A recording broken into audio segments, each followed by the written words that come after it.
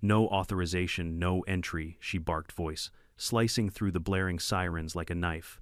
There she stood, Karen Delmont, self-proclaimed queen of Willow Creek Estates, blocking the front gate with her shiny silver SUV. The ambulance lights reflected off her oversized sunglasses as she crossed her arms, utterly unmoved by the paramedics begging her to move. I was halfway down my driveway, still in my medic uniform, when I realized what was happening. The ambulance wasn't for a random resident, it was for someone inside our neighborhood, someone fighting for her life. And the only thing standing between her and help was Karen and her ridiculous rulebook. The paramedic shouted, "Ma'am, this is an emergency," Karen just sneered. "Rules are rules. No vehicle enters without HOA clearance." That's when I saw the girl inside the ambulance, and my heart dropped. Because the patient wasn't just anyone. She was the mayor's daughter. Before we get deeper into this wild story, tell me where you're watching from, and don't forget to subscribe for more HOA madness. When I first moved into Willow Creek Estates, I thought I'd found peace.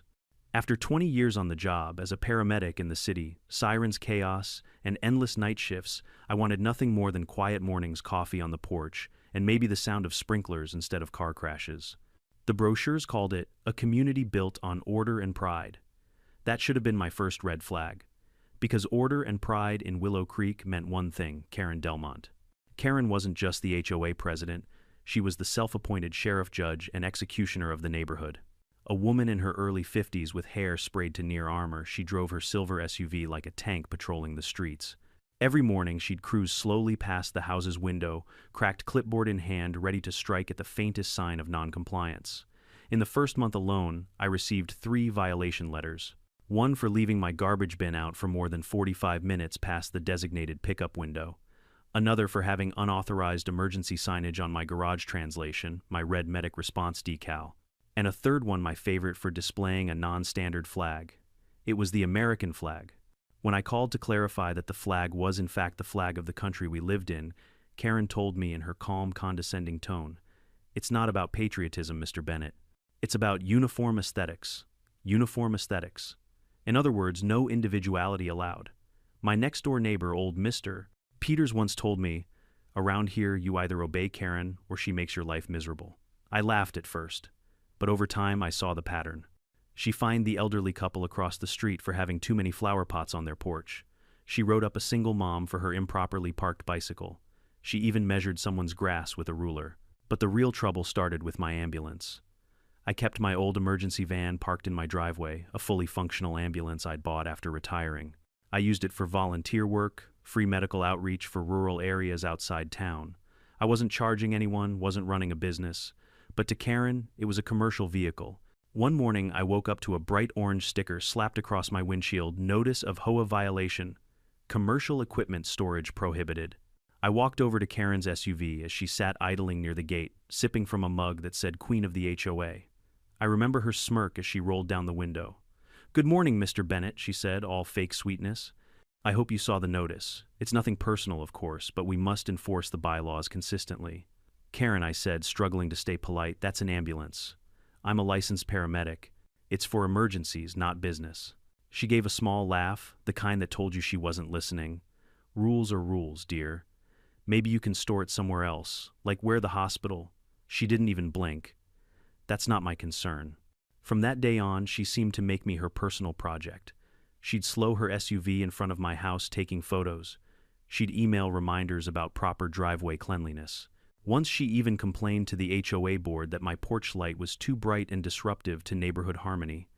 I started keeping a folder, screenshots, letters, timestamps. Not out of spite, but because after 20 years in emergency services, I knew that when people with too much power start playing games, documentation is your best defense. Still, I tried to stay civil. I ignored her tantrums, paid my modest fines, and focused on helping my neighbors when I could.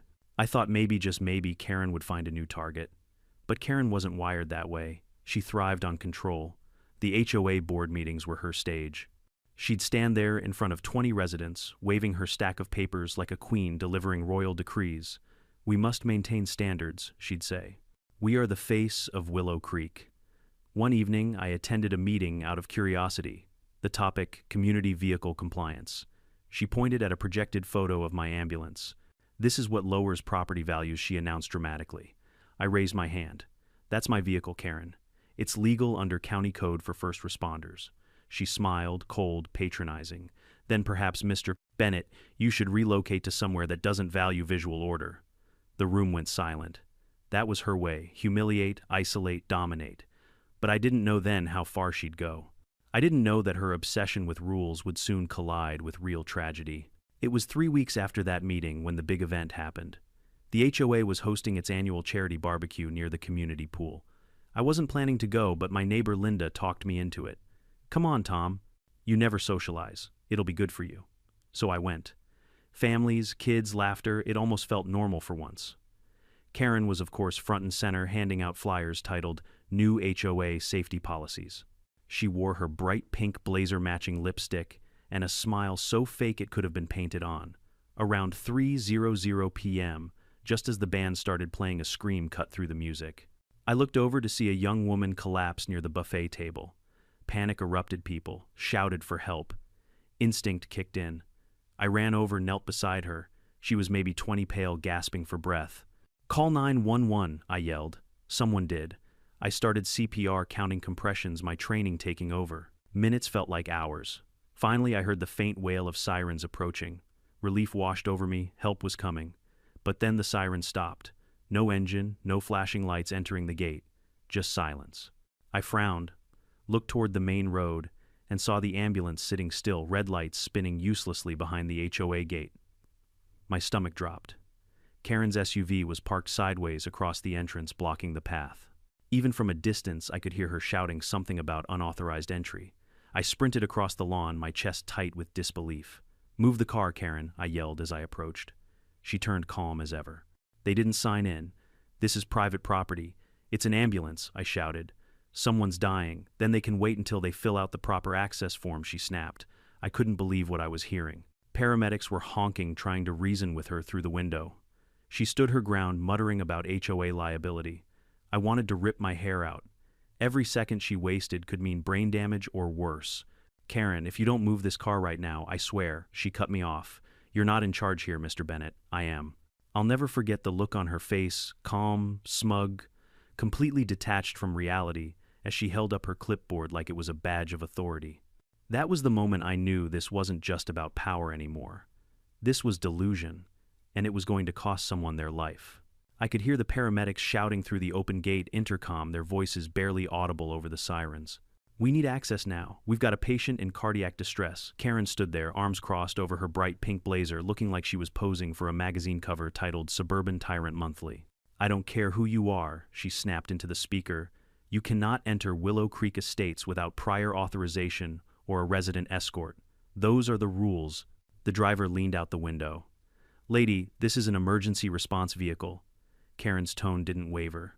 "Then call dispatch to request proper HOA clearance." I felt my blood boil.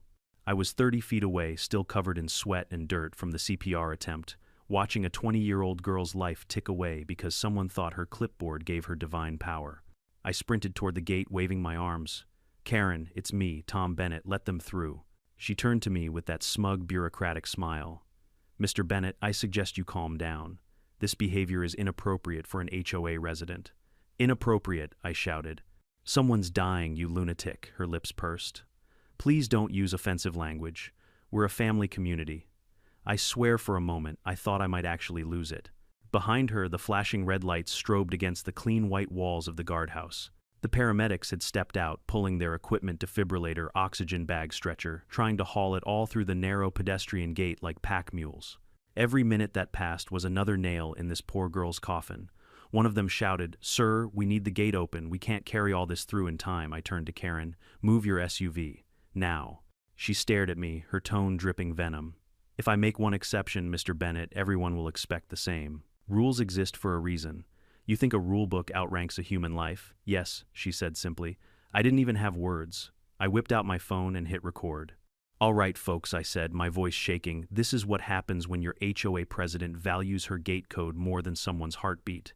Karen tried to shield her face. "You can't record me without consent." "Watch me," I said. "Say hi to the internet, Karen."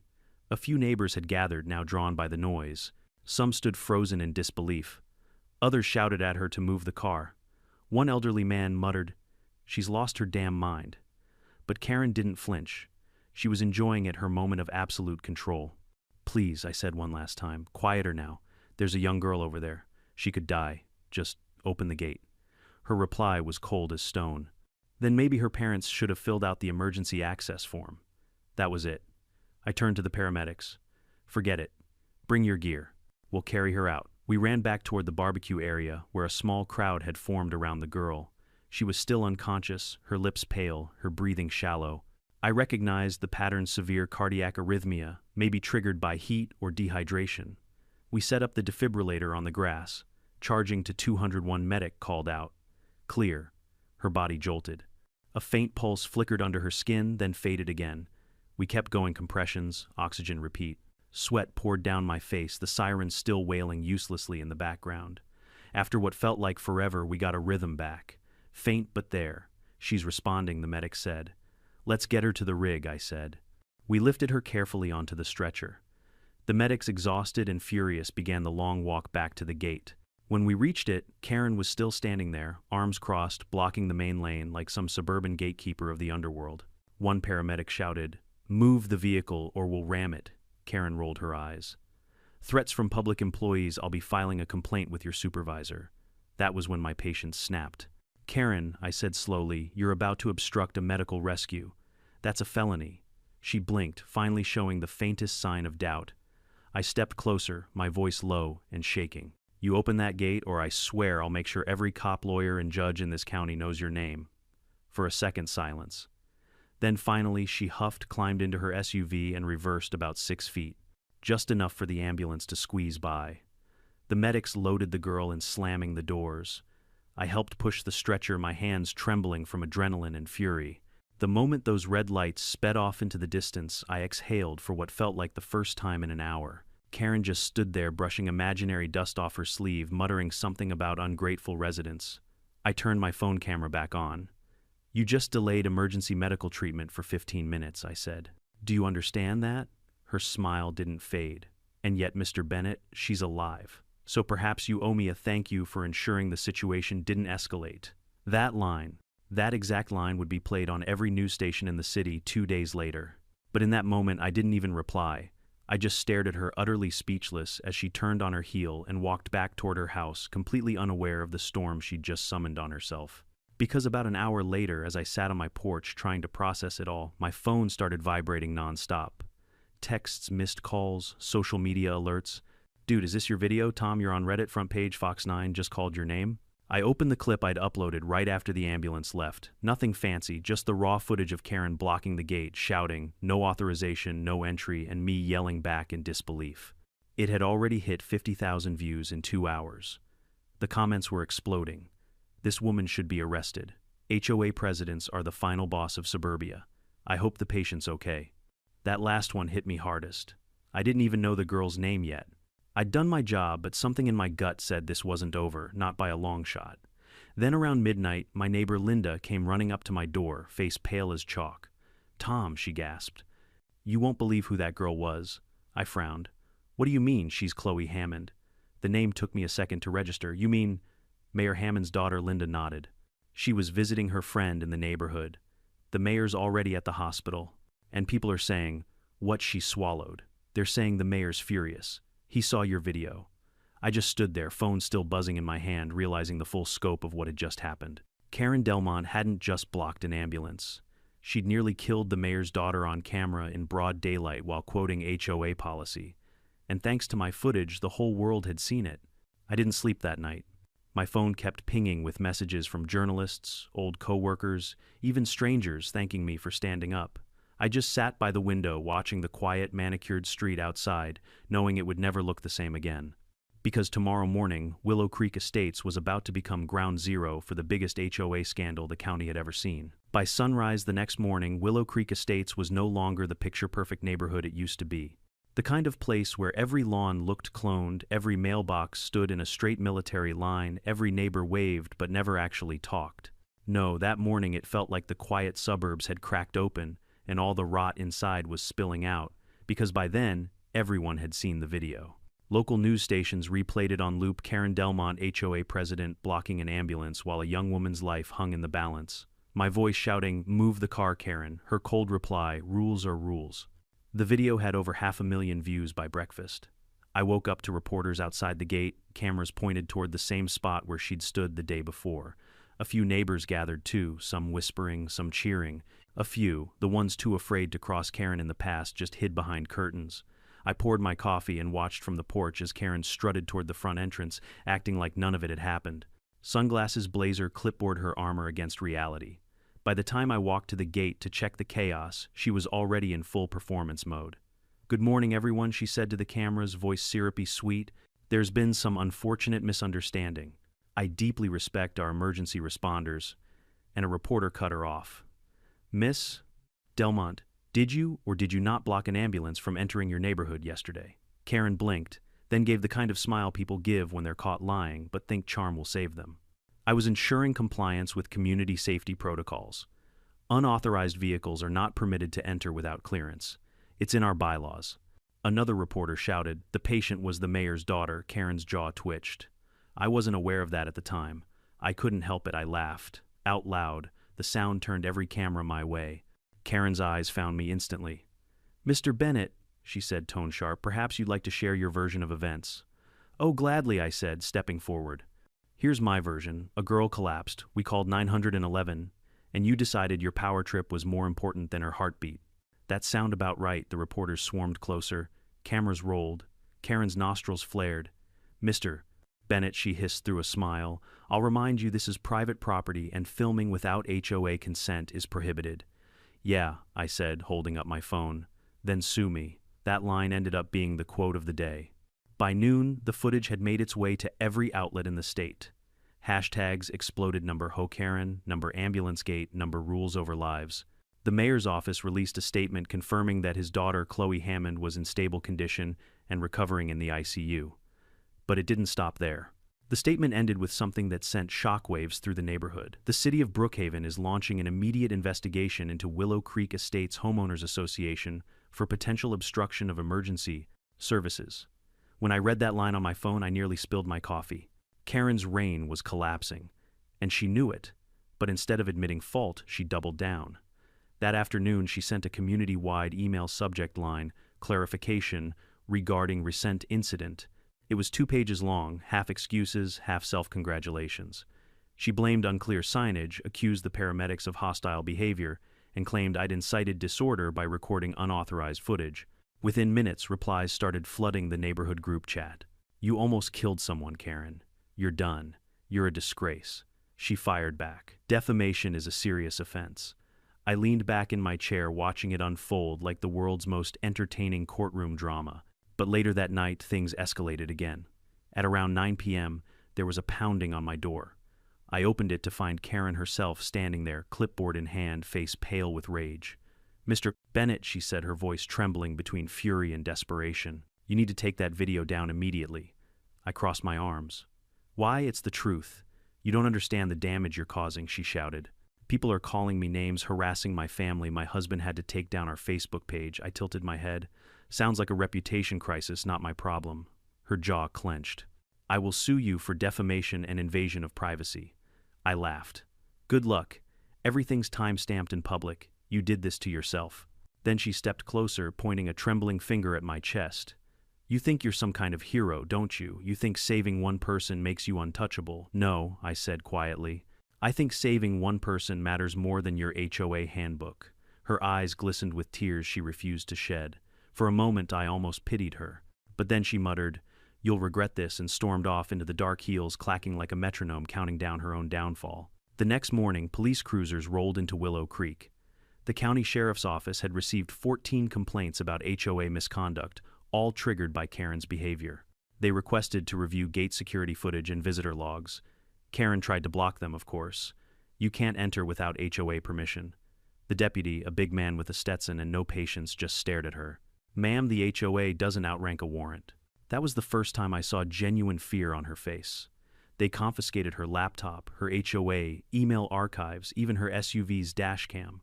By noon, half the neighborhood had gathered around to watch. Karen kept muttering to herself about procedural overreach and civil liberties, but no one cared anymore. The spell was broken. Meanwhile, my phone wouldn't stop ringing. News channels wanted interviews.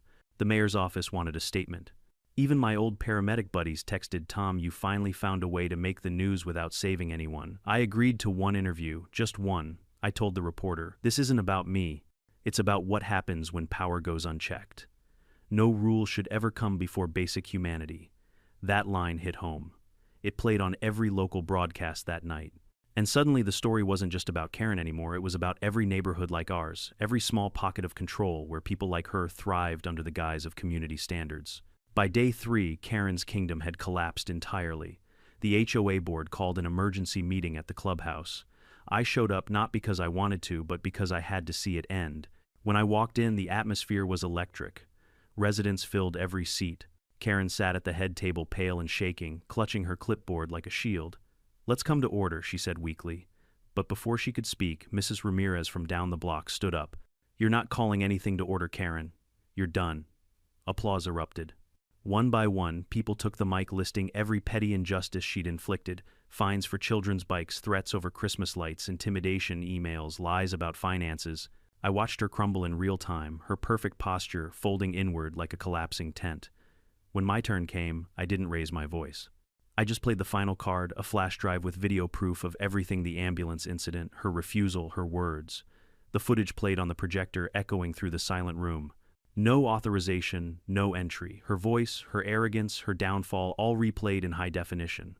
When it ended, I looked her in the eye. "You almost cost a young woman her life because you thought your power mattered more than people. I hope someday you realize how wrong you were." For once, she didn't speak.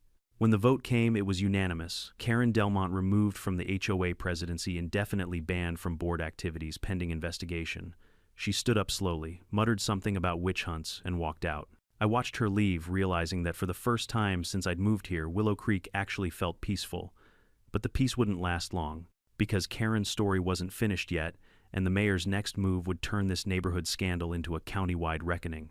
That night, Willow Creek Estates didn't sleep. You could feel the tension humming in the air like static before a lightning storm. People peered out of their windows. Phones glowed behind curtains. Every front porch light seemed to burn a little brighter, as if the neighborhood was waiting, watching to see what would happen next. And by dawn it did.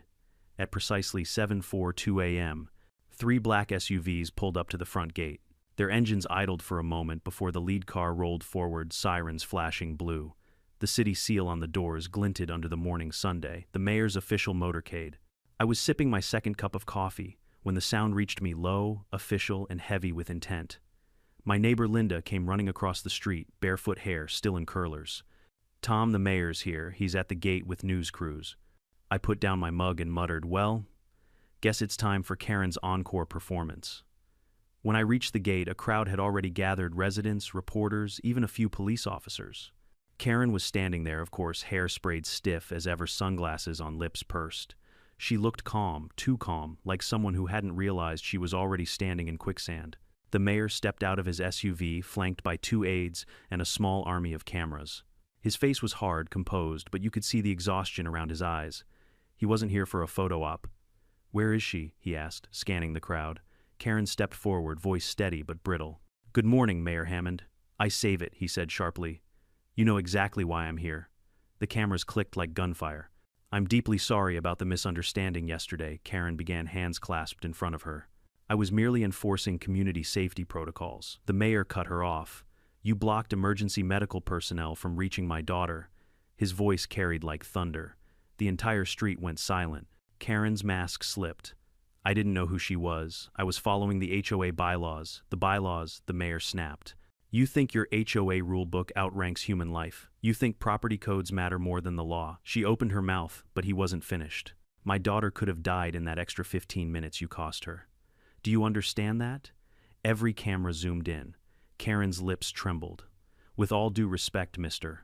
Mayor, the paramedics didn't follow the proper entry procedure. That did it." The crowd erupted. Shouts came from every direction.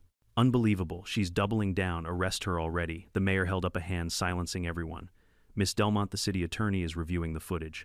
Until further notice, you are under investigation for obstruction of emergency services." Karen's face drained of color.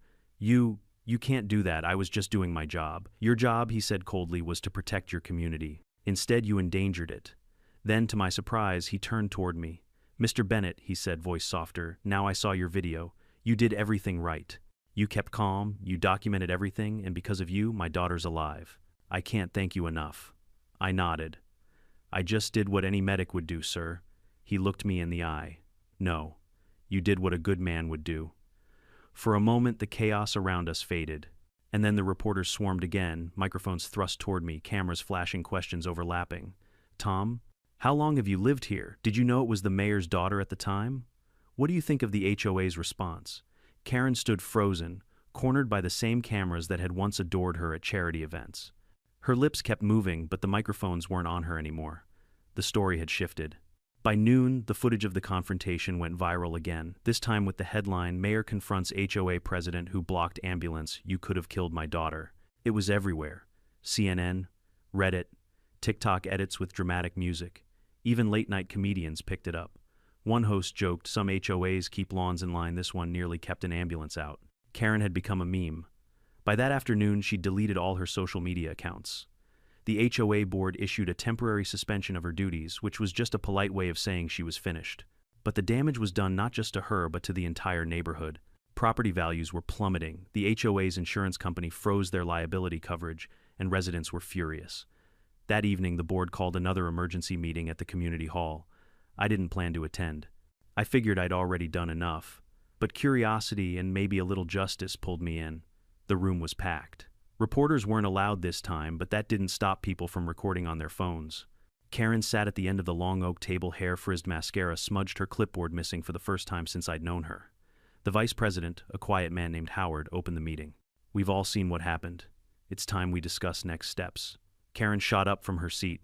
"Next steps? I am the HOA. You can't just remove me because of one misunderstanding." "Misunderstanding," Howard said, his voice shaking. "You obstructed an ambulance. You endangered a life. You embarrassed this entire community." Murmurs of agreement filled the room. Someone shouted, "You fined me for planting tulips, Karen." Another yelled, "You threatened to tow my car for being 10 inches over the curb." Karen banged the table. "Those are rules. That's what keeps this neighborhood civilized." I stood from the back of the room. "No, Karen. Compassion is what keeps it civilized." Her head whipped toward me. "You," she spat. "This is your fault. You're the one who filmed me." "I didn't make you do it," I said calmly. "You did that all by yourself." Her breathing quickened. "You think you're a hero. You've destroyed my reputation, Karen," I said quietly. "You destroyed it the moment you put your ego above someone's life." For a long moment, no one spoke. Then Howard cleared his throat. "All those in favor of removing Miss Delmont from office, raise your hand." Every single hand went up. Karen looked around, eyes wide, mouth trembling. "You can't. This is illegal. I'll sue all of you." But the vote was final. She was finished. As people filed out, I stayed behind to help clean up the mess, folding chairs, spilled coffee, stray papers. When I looked back, Karen was still sitting there alone, staring at the empty room. For a brief second, I almost felt sorry for her. Then she muttered under her breath, "This isn't over." And I realized she wasn't the type to go quietly. Sure enough, 2 days later, she sent an email blast to every resident claiming she was unlawfully removed and threatening legal action. She even attached a 12-page document titled "A Citizen's Defense Against Tyranny." It was absurd and sad. But while she ranted in her inbox, the rest of us moved on. The mayor's office officially filed a complaint with the county, and a joint investigation between the city attorney and the sheriff's department was announced. A week later, 2 unmarked police cars rolled into Willow Creek. Officers entered Karen's house, and an hour later she was escorted out in handcuffs, charged with obstruction, falsification of HOA records, and misuse of funds. I didn't celebrate. I just watched from my porch as they placed her into the back of the cruiser. Her eyes met mine through the window, full of disbelief, like she still couldn't understand how the world had turned against her.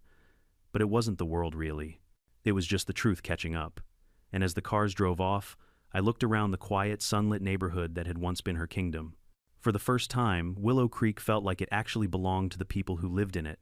For the next 2 weeks, Willow Creek Estates transformed from a quiet, gated community into something that looked like a small-town crime scene. News vans lined the main boulevard. Reporters camped outside the clubhouse.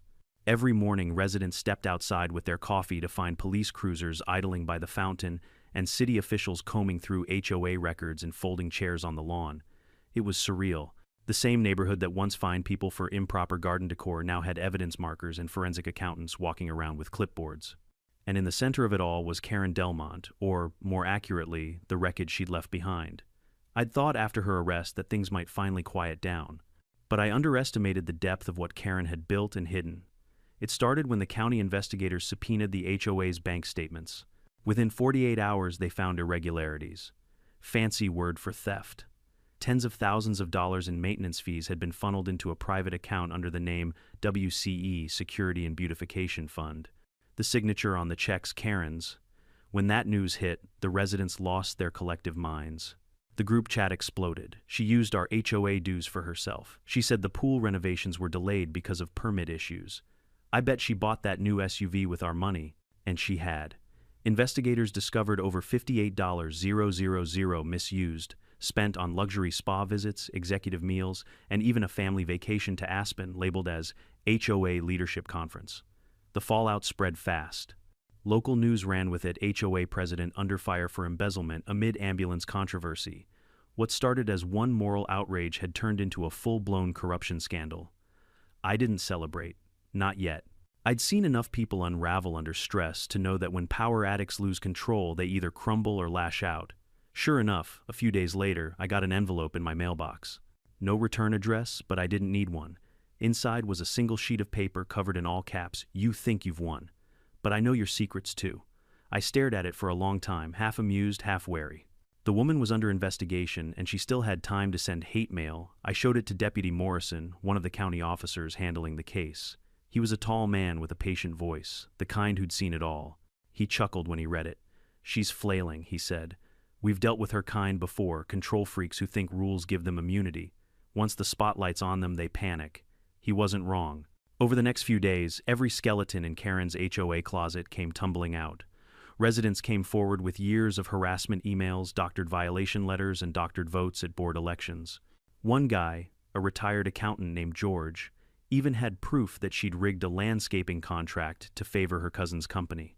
When the investigators called me in to give a statement, I laid everything on the table: emails, letters, timestamps, even the clips I hadn't posted online. They thanked me and hinted that obstruction was just the beginning of her legal trouble. "She's facing 3 charges now," Morrison said. "Obstruction of emergency services, falsification of records, and embezzlement. Each one's serious. She could be looking at years, not months." I didn't feel joy, just a deep, heavy relief. Because it wasn't about revenge anymore. It was about accountability.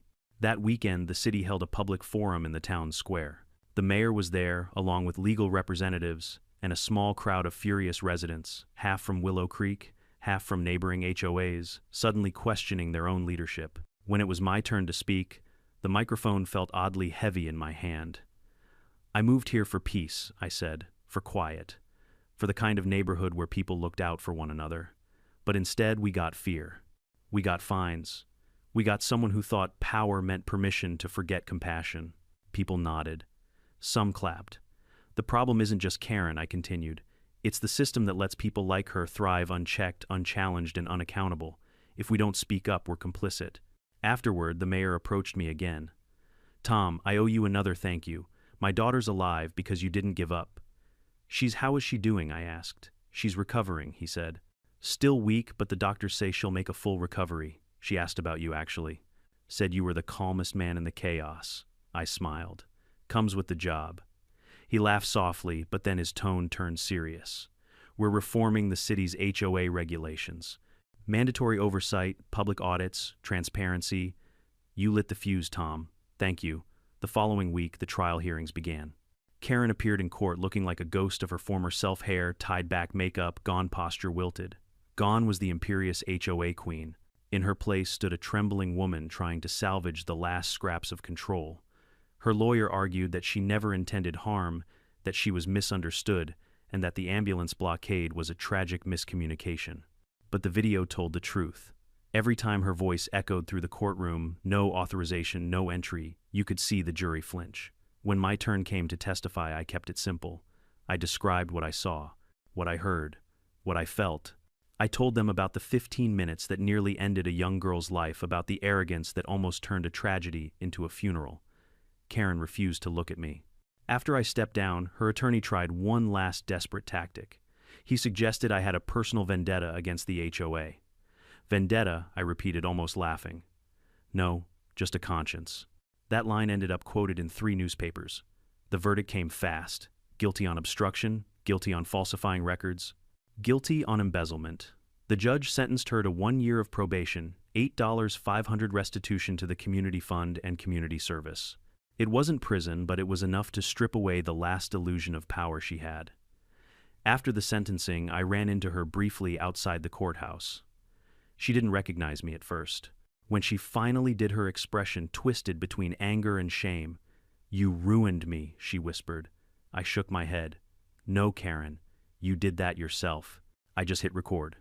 She turned away without another word, escorted by her lawyer down the courthouse steps. The camera flashes followed her like vultures. By the end of that week, the HOA was officially dissolved, temporarily placed under city administration until a new board could be formed. Residents cheered. Someone even threw a barbecue in celebration this time, without fear of fines for unapproved charcoal usage. I stood off to the side with Linda watching kids splash in the pool that Karen had once called unsanitary. The air felt lighter, freer. Linda nudged me. "You ever think about running for HOA president when they reboot it?" I laughed. "Not a chance." "Why not?" she asked. "You're the only one people trust now." I looked around the laughter, the sunlight, the peace that finally felt genuine. "Because I don't want power," I said. "I just want neighbors." Still, I couldn't help but glance toward Karen's old house. The windows were dark, the mailbox stuffed with letters marked, "Return to Sender." A for sale sign leaned crookedly in the yard. Justice had come. Not the kind that shouts or breaks, but the kind that lingers quietly, reminding everyone that arrogance has an expiration date. And for Willow Creek, estates, that date had finally arrived. When the gavel came down and the courtroom emptied, you'd think that would be the end of it. Karen was gone, the HOA dissolved, and peace finally returned to Willow Creek Estates. But stories like this never fade overnight. They ripple through headlines, through neighborhoods, through the lives of everyone who once bowed to the clipboard queen. And this ripple was about to become a wave. It started small. A local news crew did a "Where Are They Now" segment about the case. The anchor called it a symbol of accountability in suburban America. Within hours, national media picked it up. Then came the interviews, the documentaries, the endless think pieces, HOA Gone Wild, The Tyranny of the Gated Community, and my personal favorite, Karen versus Common Sense. Suddenly, my quiet house became a media landmark. People drove by to take photos of the infamous ambulance gate. Someone even left a bouquet of flowers with a note that read, "For Chloe, and for the man who stood up." It was strange being labeled a hero for doing what any decent person should do. I didn't want fame. I just wanted decency to mean something again. But for all the attention, there was still a haunting silence from one person, Karen. After the trial, she vanished. Her husband filed for divorce, her Escalade was repossessed, and her once flawless lawn turned into a patch of wild weeds. Every now and then, people whispered about seeing her around town, buying groceries with coupons, keeping her head down, a ghost of the woman who once ruled over us like a self-crowned monarch. Then one morning, about a month after the sentencing, I received an unexpected visitor. It was the mayor. He pulled up in a black sedan, no motorcade this time, just him and his daughter Chloe. She looked much healthier, color back in her face, a soft smile, replacing the hospital pallor I remembered. "Morning, Tom," the mayor said, shaking my hand. "Thought we'd drop by," Chloe insisted. "Mr. Bennett," she said, voice quiet but clear. "I never got to thank you properly." She handed me a small envelope. Inside was a handwritten letter, elegant, careful penmanship. It read, "You saved my life. Not just medically, but by showing me that courage doesn't always wear a uniform or a badge. Sometimes it just stands up to arrogance." I'll never forget it. I felt my throat tighten. "You didn't have to do that," I said softly. She smiled. "You didn't have to either, but you did." The mayor looked out toward the gate. The city's finally approved a full overhaul of HOA regulations. Mandatory training for board members, financial audits, emergency access protocols.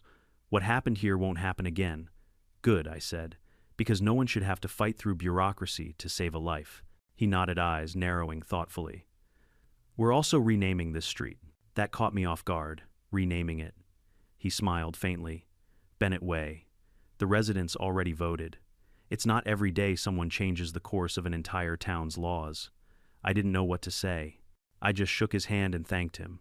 After they left, I sat on the porch for a long time, watching the quiet road that once felt like a battlefield. The same asphalt that had reflected ambulance lights now shimmered peacefully under the afternoon Sunday. But peace, I've learned, doesn't come without scars. A few weeks later, the new HOA elections took place. Not the power-hungry, fear-driven kind like before. This one was simple, fair, almost humble. Residents voted for Patricia Chen, the assistant treasurer who'd blown the whistle on Karen's financial lies. A quiet woman, sharp-minded, respected by everyone. When she gave her acceptance speech, she didn't quote bylaws or talk about aesthetic standards. She said, "From now on, this community runs on empathy, first paperwork, second." The applause that followed wasn't polite, it was genuine, cathartic, human.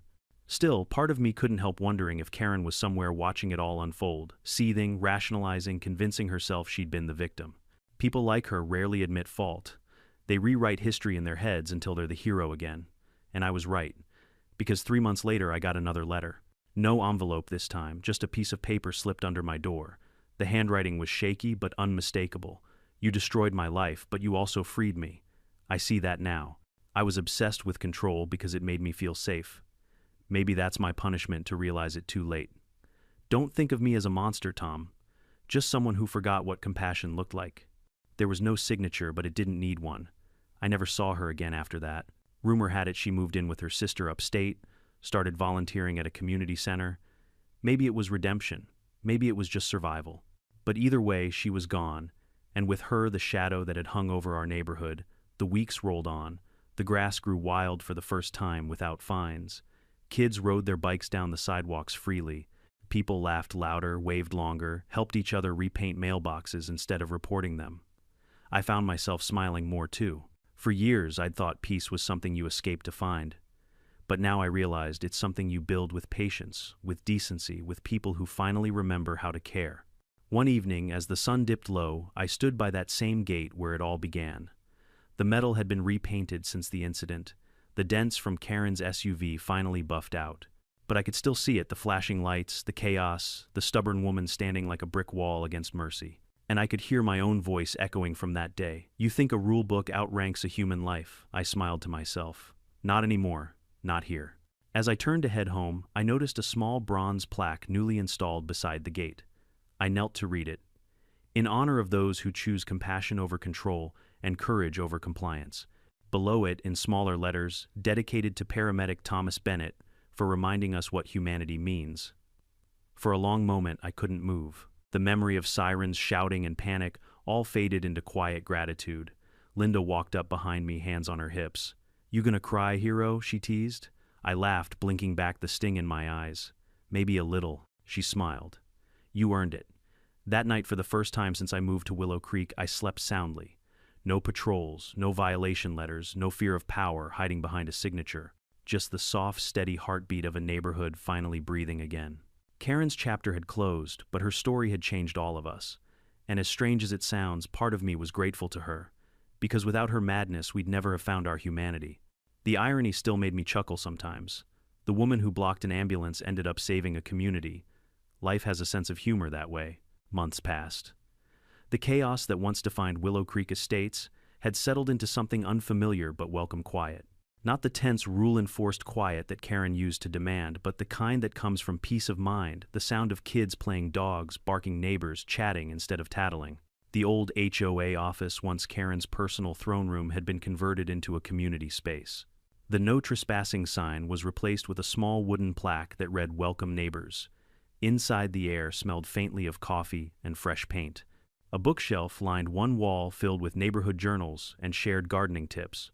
Patricia Chen, now the officially elected president, ran meetings that lasted 20 minutes instead of 3 hours. And me, I went back to being what I'd always wanted to be, a quiet man with a porch, a coffee mug, and a good conscience. But sometimes, when the sun hit the gate just right, I could still see flashes of red light reflecting off the metal ghosts of that day burned into memory. Then one evening, Patricia called me. "Tom," she said, "you should come by the clubhouse. We're holding something special tonight." I wasn't in the mood for another meeting, but she sounded too sincere to refuse. When I arrived, the place was full neighbors I'd known for years, but had barely spoken to, families, laughing kids running between chairs. On the table was a large cake that read, "To New Beginnings." In the center of the room stood a framed photograph, Chloe Hammond, smiling, healthy, standing beside the mayor at a charity event for emergency services. Patricia tapped the microphone. "Everyone," she began, "I just wanted to remind us how far we've come. Not long ago, we were afraid to speak up, afraid of letters of fines of each other. But thanks to one man's courage, we found our voice again." She gestured toward me. I immediately shook my head. No, no, this wasn't about me, but the room disagreed. Applause erupted, warm and thunderous. Linda shouted from the back, "Come on, hero, take the credit for once," I laughed, embarrassed. "All right," I said, taking the mic. "But just for a minute." I looked around the room, faces that used to glance away in fear, now smiling openly, genuinely. "You know," I moved here thinking peace was about rules, about order. But it turns out peace isn't something you enforce, it's something you share. I watched this community almost destroy itself because one person thought authority meant superiority. But what saved us wasn't punishment, it was accountability, and each of you choosing to stand up when it mattered. People nodded. Patricia wiped away a tear. "We've all been through a lot," I continued. "But I've learned something important: when people forget, compassion communities die. And when one person speaks up, it reminds everyone else that silence isn't safety, it's surrender. So thank you, not for praising me, but for proving that good neighbors still exist." The crowd clapped again. It wasn't the kind of applause you hear at a speech, it was the kind that says we've all been there and we made it through. Afterward, Chloe came up to me. Yes, she was there too, wearing a navy dress and holding a bouquet of sunflowers. "You know," she said, smiling shyly, "I still can't believe all this started because one woman didn't want to open a gate." "Power and pride," I said. "A deadly mix." She nodded. "Well, at least it ended with purpose." Later that night, after everyone left, I walked outside and sat by the gate again. The new security guard nodded politely and waved me through. The gate now had an emergency override system, a bright red button labeled "Emergency Access Authorized 24/7." I smiled to myself. That's how it should have been from the start. The air was crisp, the sky a deep blue-black. Fireflies flickered in the distance, tiny reminders that light always finds its way through darkness. As I sat there, I thought about Karen again. I hadn't heard from her since that strange letter months ago. Maybe she was still trying to make sense of her downfall. Maybe she'd finally found humility somewhere out there. But part of me hoped she'd learned something: that control isn't leadership and fear isn't respect. I also thought about the mayor and his daughter. Chloe had since launched a foundation called Open Gates, dedicated to improving emergency access in private communities. They'd even invited me to speak at the launch. I told her I wasn't much for speeches, but she said, "You don't have to perform, Tom. Just tell the truth." That's what saved me the first time. And maybe she was right.